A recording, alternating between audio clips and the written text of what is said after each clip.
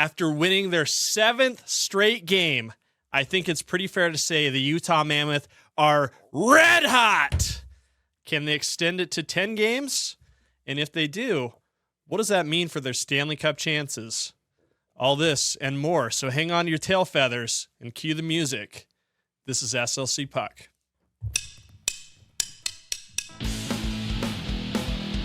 What's up, everybody? Welcome to SLC Puck!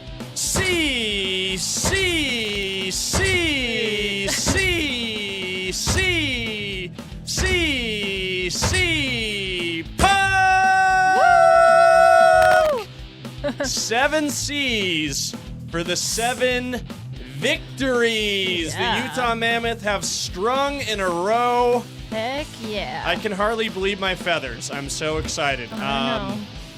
Thank you for joining us on SLC Puck, your twice weekly podcast on the Utah Mammoth and hockey happenings in the state of Utah. Mm-hmm.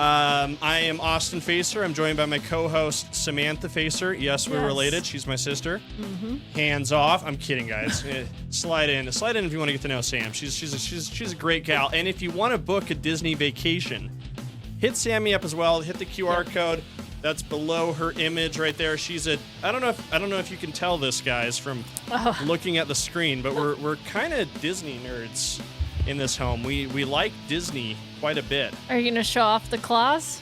Yeah, no, this costume does come with claws too, just to further sell it. I got this at the thrift store. I was really excited to pick this up, so just had to show it off. And you are dressed as I'm Russell. Kevin the Bird from Up, and you're Russell. Okay, the wilderness must be explored. Caw, roar. Okay, I'm glad you got that in. I know you really wanted to get that in. All right. Well, anyway, we are recording the show right now, just maybe like 30 minutes after the Utah Mammoth's victory against the Winnipeg Jets. Mother's calling me. Oh, your mom's calling? Well, she can wait. We got to get down to business here, Sam. We're gonna get through this really quick. I'll let you text her back, but while you're doing that, Sam, I'm just gonna remind everybody that if you like the show and you want to support all the hijinks and fun that happen here, this is an independent hockey podcast. And I know that's 3 words that really help me in my dating life when I use them and say, hey, I do an independent hockey podcast. Yes. The women at the bar go, whoa, tell me more. And anyway, if you want to finance these types of endeavors, what you can do is go to BigTuskEnergy.com. Mm-hmm. BigTuskEnergy.com, that's the lifestyle brand that powers SLC Puck. All kinds of great merch, hats. Do you have a new product?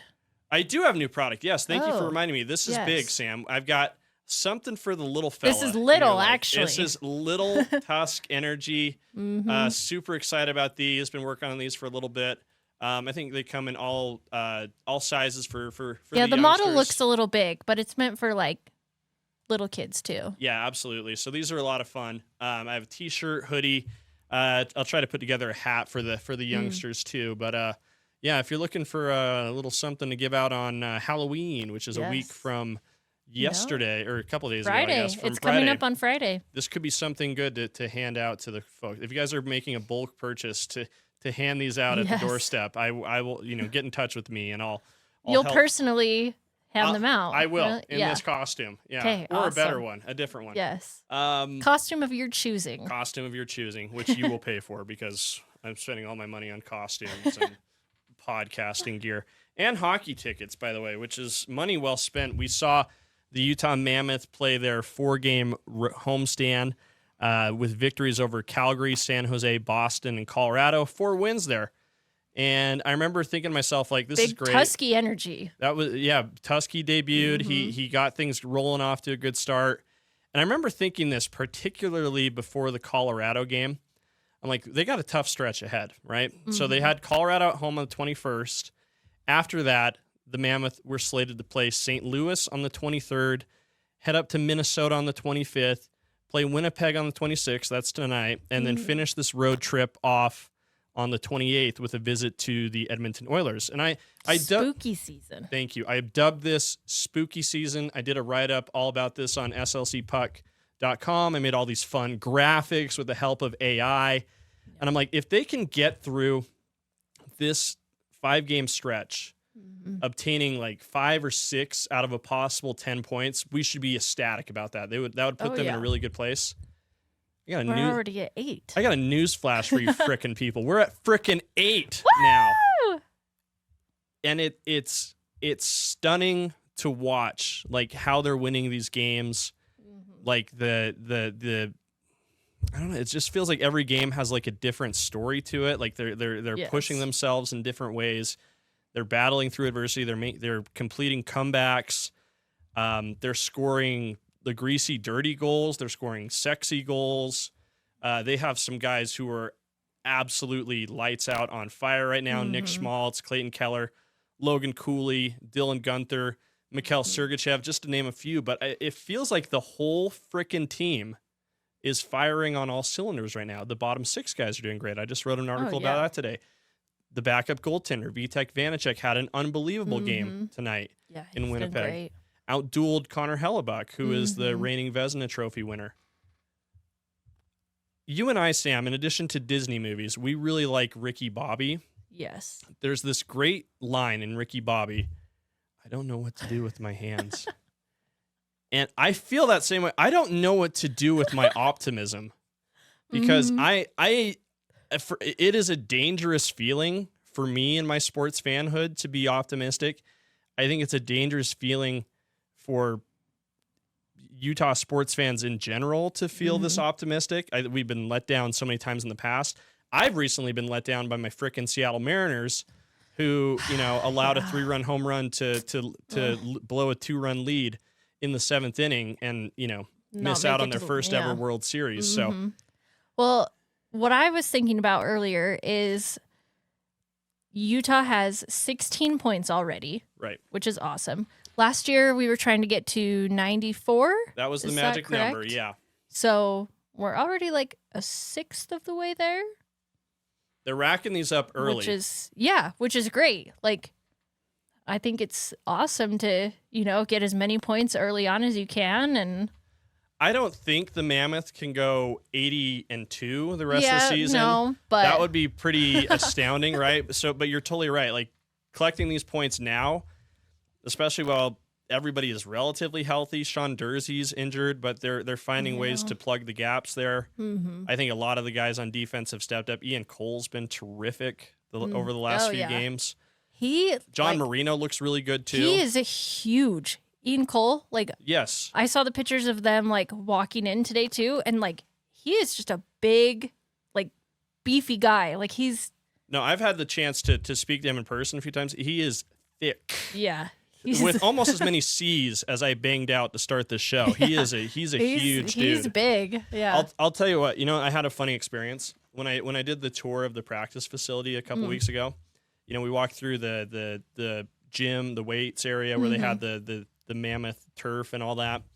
And they had all the dumbbells on one rack, and then went all the way up to like 160 for one dumbbell, which is a ton of weight. Yeah. And I remember one of the guys in my tour group, it was a dude who was on a dude date with his friend. And I've talked about this before. The bro date is one of the most offensive things that you can be around.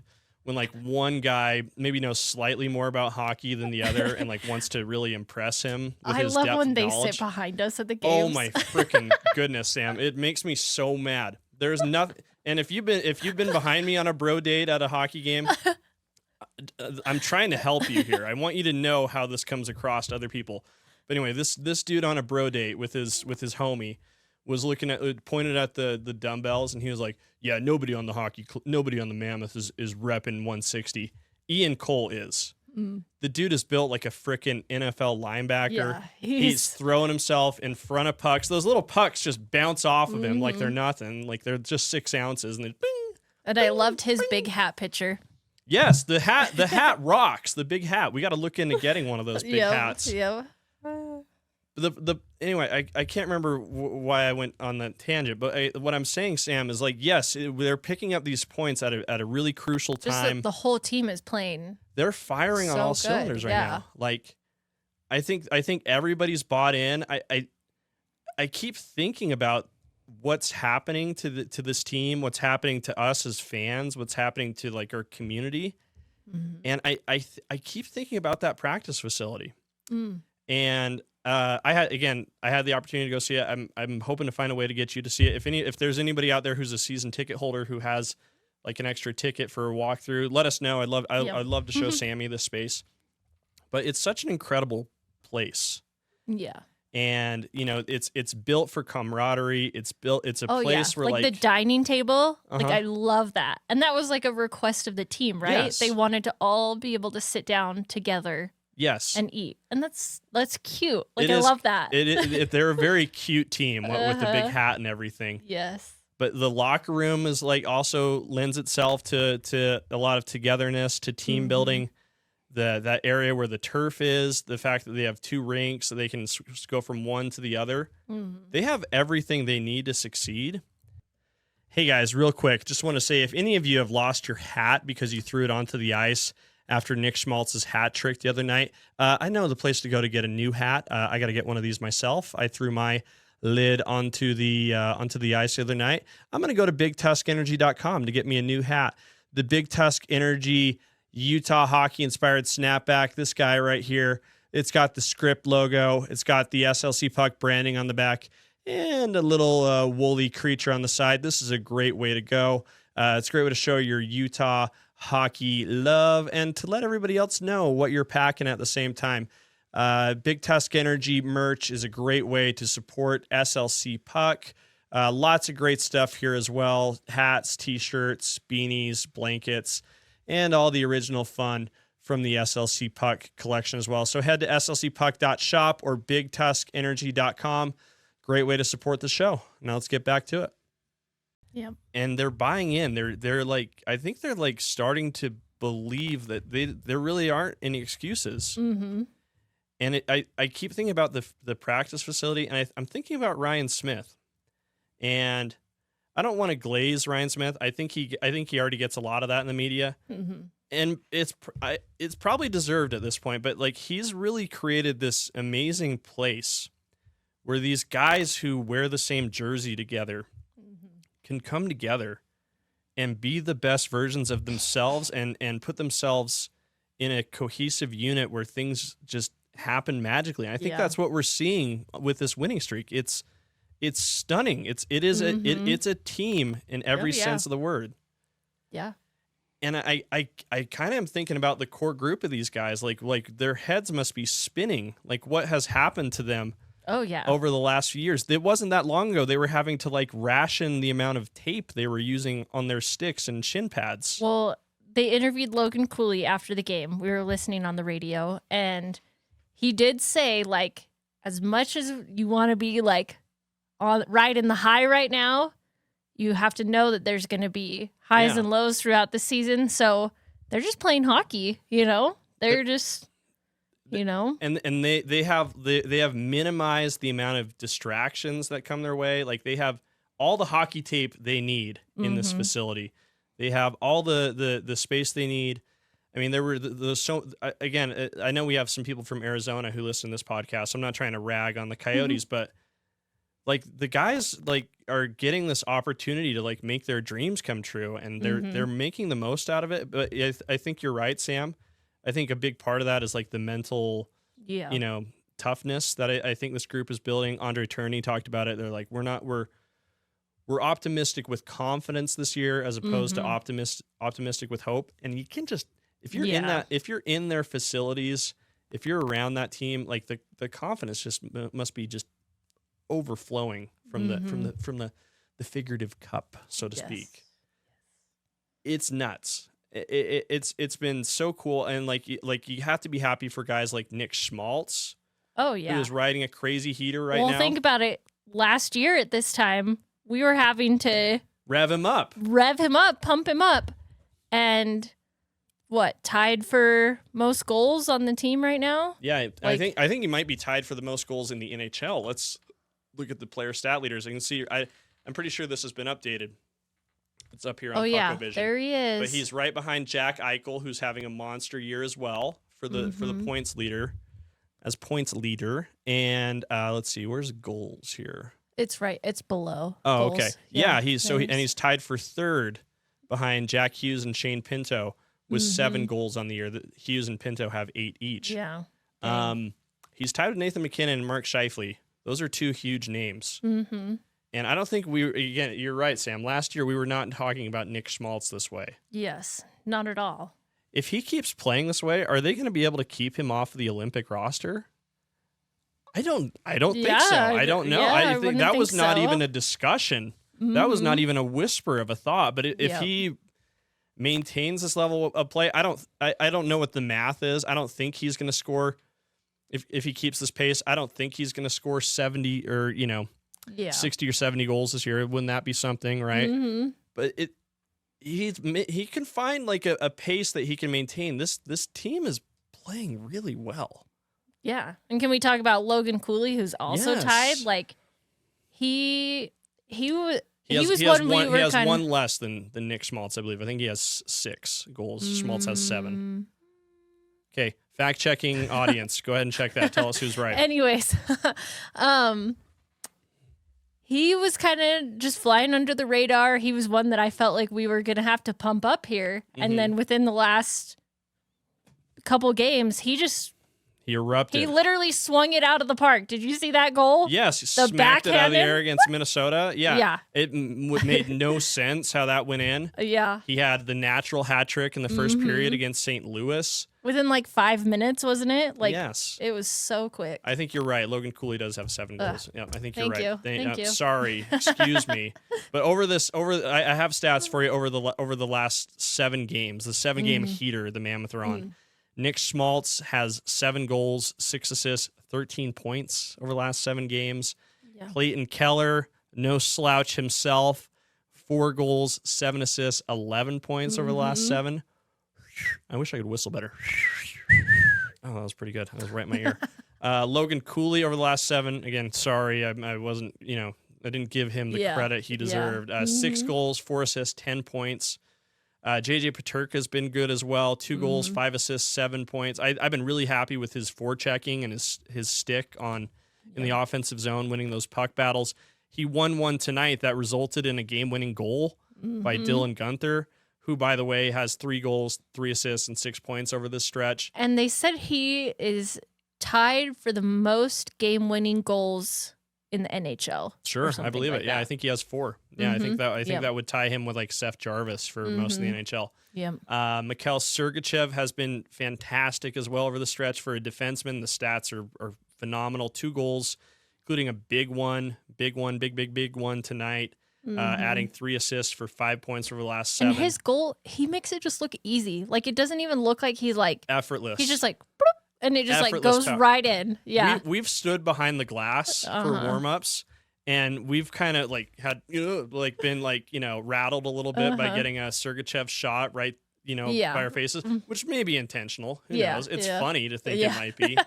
But yeah, he can whip that wrist shot around so quick. Dylan Guenther's signature shot is that one-timer slap shot. Like Mikhail Sergachev has that like deceptively quick, insanely speedy it wrist looks shot. like he's just like passing it, and it just goes right in. It's a rocket. Yeah. The dude. They're showing his curve off on the broadcast. He has like a crazy banana curve on his stick, so he can go high fast. Yeah.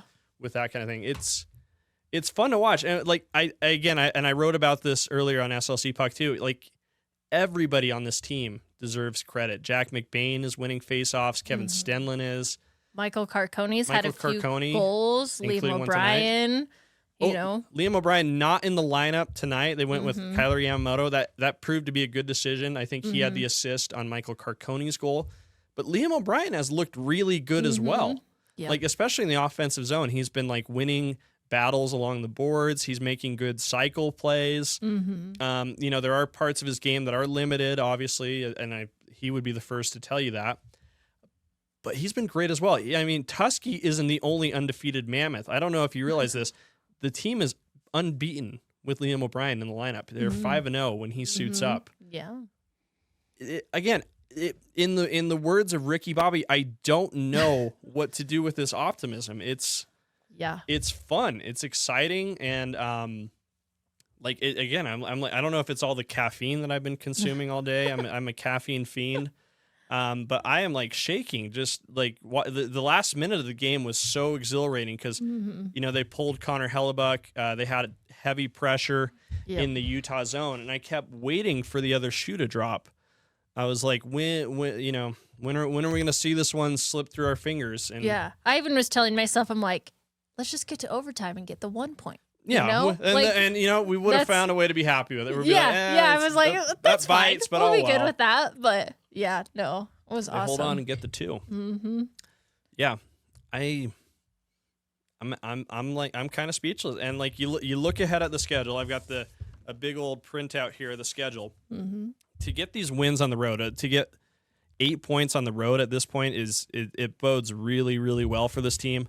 Well, I was going to say, too, their schedule does not necessarily get easier in regards to long road trips because they're going to come home for 1 home game and then they're on the road for 4 again. So and then looking ahead, they have a 4-game roadie in December, a 5-game roadie in March, obviously the big break in February.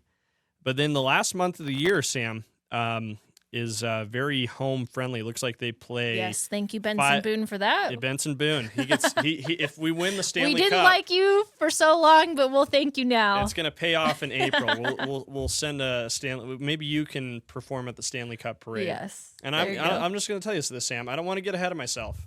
I tweeted this out, but I think I'm going to go park myself in front of the Maverick on State Street just to get a good spot for the parade. Starting now? Starting now. Oh, okay. Yeah, again, maybe I'm setting myself up to be hurt. Maybe I'm setting myself up for frostbite.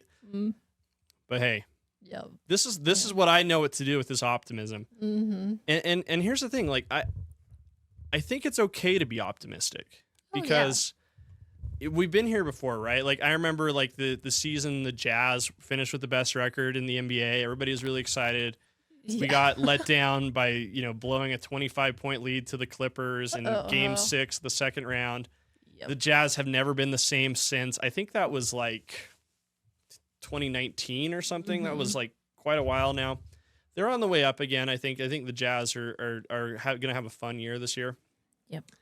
But I don't see these like dramatic swings coming for the Mammoth in their future. You know what I mean? Like I think it's going to keep going up. Yeah, and maybe, again, this is way too early to talk about this. Just 10 games into the year, we're talking about them as if they're like Stanley Cup contenders. But it's fun. I'm choosing to have fun. I'm choosing to be recklessly optimistic, like almost to the point where I know it's going to crush me later because I'm just used to that.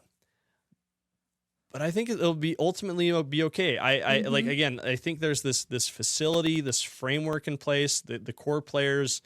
Clayton Keller is becoming a great leader. And I think there's just going to be more intrigue and chapters here to this season. This spooky season chapter is a lot of fun.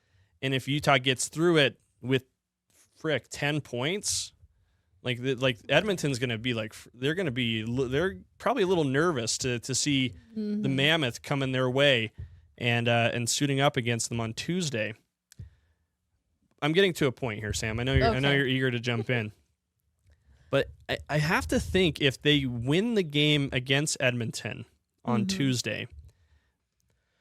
Hey guys, that Nick Schmaltz guy, he's pretty good, huh? He's got some magic going on with his stick, huh? And I bet those mitts have some silkiness to them. Well, if you want to find out for yourself what you can do to score yourself a Nick Schmaltz stick and a pair of his gloves, head to slcpuck.com, subscribe for free, puts all my content right in your inbox. No filler, no junk, no crap, just killer stuff every time we publish the goods here at SLC Puck.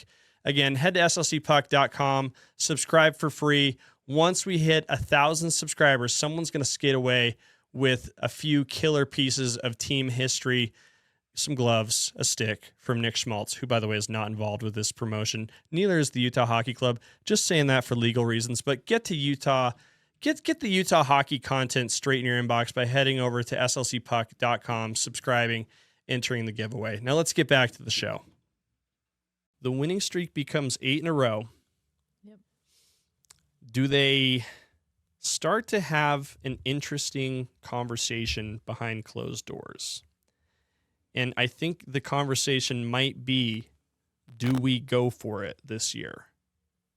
Don't you go for it every year, though? You do, but I think, here's what I mean. I think if you I mean, you go for it like you try to... like all in. Like yeah.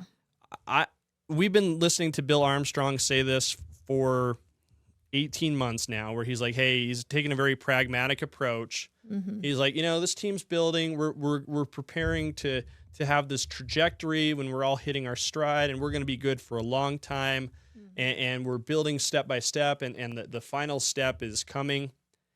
It seems like, and I would listen to Bill Armstrong say this, and I would think to myself, oh, well, I think he has the year 2030 sort of earmarked as the year they really go for it, right? When everybody's around the same 27, 28, everybody's getting paid, but they've developed enough that they can be a very elite team. This team seems to be ahead of schedule. Yes. They have a lot of things to play with in terms of trade assets. They've got Cole Boudouin, they've got Maverick Lamoureux, they've got Tej Ginla just in the pipeline. Yep. They're probably not going to play and contribute to the Mammoth this year. They don't need them. Yeah. They're good to bake with their junior teams or in the AHL. Those are pieces that would probably be very interesting for a team like Buffalo, who we've spoken to in the past with a guy like Tage Thompson, who is not going to be playing for a Stanley Cup. He's not doing them any good. Mm-hmm. Do they push some chips into the middle of the table and try? And we say goodbye to a couple guys who have yet to play for the Mammoth, and bring in a big dog who can take this over the top. Supposedly, this is something that's already being discussed. I saw an article about this. Okay. What do you think?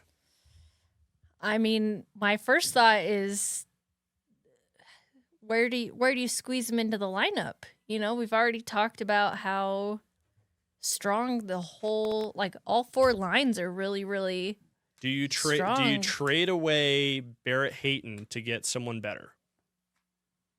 I don't know. Yeah, I don't know. Barrett Hayton actually is my guy that he's underrated. I think it's about time for him to score some more goals. Yeah. Him or Lawson Krause, those are still two really strong players that we haven't necessarily seen a ton, goal assist wise, this stretch, but they're still there. They're gonna rotate in and have their time too. I think that's hard because you have such strong lines where I just don't know where you squeeze them in. I mean, obviously, some of your fourth line probably, but still, they're just well rounded right now. They're playing really well together. The risk is breaking up the chemistry, right? Yes, but I mean, think about JJ Peterka coming in and going on that line with Logan Cooley and Dylan Gunther. Mm-hmm. Yes, he just fits in. Little Rock, moving Clayton Keller, that second line, but it took them a couple games to adjust, and now they're that line is killing it. Both lines you see are them dialed. going, and you're just someone's gonna score, but which one is it gonna be? Because they're just really, it just flows. So I think if you get the right person, it is a very interesting discussion that I would imagine they're having behind closed doors, because I consider this, Sam. I think what they're going to look at, what they're going to consider, and I've got the standings pulled up. They're gaining a lot of confidence in their division. They are kind of dominating this road trip, games on the road against Central Division foes. Yep. They're probably looking over at the Pacific. They're like, do we have a team that could beat Vegas in a 7-game series? It might be tough. They haven't had a look at them yet this season, so I don't think they can say for sure. Do they have a team that can beat Seattle? Probably. Do they have a team that can beat Anaheim? Probably. Do they have a team that can beat Edmonton? They don't know yet. Trying to figure that out, right? So I think they're trying to figure out where they measure up against Western Conference foes. They've got to be really excited about the fact that they're currently perched atop the Central Division, as you said, with a record of 8-2-0, 16 points. But then you look over at the Eastern Conference. That's the team they would have to play in a very hypothetical Stanley Cup final. Yeah. it is the team that everybody has been crapping their pants to play against. If has been the Florida Panthers. Mm-hmm. They are injured this year. They are probably not gonna. They're gonna have to scratch and claw their way like Panthers do to make the playoffs. They might miss the playoffs. Yeah, Tkachuk will be back. Tkachuk might be back after the Olympics. Okay, and then Sasha Barkov might miss the whole year. He might be back for the playoffs if they make the playoffs. But you do look at that and you go, the window might be a little bit wider than it would be if Florida was totally healthy. And I mean, Utah has a lot of Florida players. They have that DNA. Type of thing you're looking at. You know, maybe they acquire someone from Florida. If Florida's not going to make it, someone might be interested in jumping ship. But you have Nate Schmidt, Kevin Stenlund that previously played for the Panthers, you know. Yeah, it's going to come down a little bit to word of mouth, I think. Sure. You know, of who would want to come to the Mammoth. I mean, I'm sure it's already out there. People seeing this practice facility and, you know, hearing from their friends that play for Utah. Like, I'm sure there's already talk about people wanting to come over. But the scuttlebutt about Utah has, and I love that word, by the way, scuttlebutt. What is that? Where did that even come from, by the way? Like, we all know it, but like, what did that come from? Around the Utah Mammoth has to be pretty electric right now. And again, I think teams are probably looking at this win streak. They're looking at Tusky. They're looking at all the psychos on the bottom six. They're looking at how potent their top six is. They're looking at the fact Mikhail Sergachev can effortlessly flick the puck into the net. Yeah, maybe they go for a defenseman, like another scoring defenseman, like Sergachev. Well, they're gonna get Sean Dursey back soon. Yes, and we still have Alexander Kerfoot. He's out for 8 to 10 weeks, but he's a guy who might be tradable too. Because I think he's a guy a lot of teams would like to have on their roster with his versatility, and he's on a 1-year deal. Sam, I don't freaking know, dude. I think this could be a crazy year. And again, the fact that we're sitting here, this team has a 7-game winning streak. I think there's a real chance they could be suiting up for that November 5th game at Toronto, looking to make it 10. They play Edmonton. Excuse me. Yeah, the win. No, that would be 11. Now this could stretch to 10. Yep. Because they play Edmonton next on Tuesday. They get a long break, and then they're back on the ice at Delta Center. And I'm caving in. I'm calling it Delta Center, not the Delta Center. Everybody seems to be doing it. I don't know why, but at Delta Center. That's an early game too. Yeah, it's like a 1:30 game. 1:30 game against the Lightning. That might be a toughie. Lightning or perennial contenders, but they're kind of off to a slow start right now. They're at 3-4-2. That's Sergachev's old team. Sergachev's old team. That's right. And then the game at Buffalo, that's going to be a really emotional one on November 4th. That'll be then like a week later. Yeah, and the boys will be back. They'll be back. The donors are plotting something absolutely diabolical and hilarious, I'm sure. That game against Buffalo on November 4th in Western New York, that would be for 10 in a row. They could do it. Yeah. It's going to be fun to watch. Well, thank you guys for tuning in to another exciting edition of SLC Puck. Hit us with the thing again. Oh, the wilderness must be explored. Caca, caca, rawr. You heard her. That's Sam. She does Disney trips. Go ahead and book one with her. I'm Austin. If you want to support the fun, go to BigTuskEnergy.com, SLCPuck.shop. Follow us on social at SLC Puck, at SLC Puck Sam, and we'll see you later.